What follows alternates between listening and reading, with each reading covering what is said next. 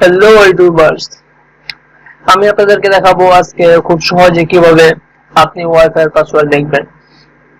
তো এর জন্য আপনাকে যা করতে হবে, প্রথমে আপনার কন্ট্রোল প্যানেলে ঢুকতে হবে। তো আমি আমার কন্ট্রোল প্যানেলে ঢুকি। তো এই জায়গায় এসে বসছে, সার্চ করার পর এই জায়গায় ঢুকবেন, কন্ট্রোল প্যানেল।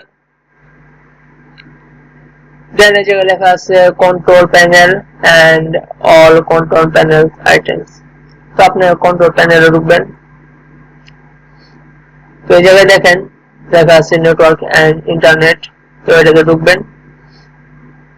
ঢোকার পর যে সবার উপরে অপশনটা নেটওয়ার্ক এন্ড শেয়ারিং সেন্টার, এই জায়গায় ঢুকবেন।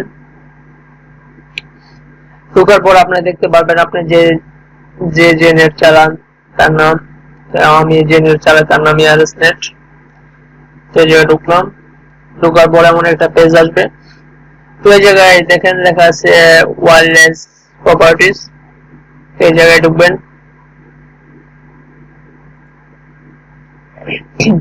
ঢোকার পরে এখানে দুটো অপশন দেখতে পারবেন। তো এই পাশে যে অপশনটা সিকিউরিটি, এই জায়গায় ঢুকেন। করার পরে যে দেখেন আপনার পাসওয়ার্ডটি, তো এই জায়গায় কিন্তু শো করতেছে না। তো শো করানোর জন্য আপনাকে যা করতে হবে, তো শো ক্যারেক্টারস এই যে ক্লিক করেন।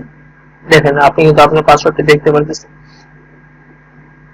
যে আমার পাসওয়ার্ড বাংলাদেশ।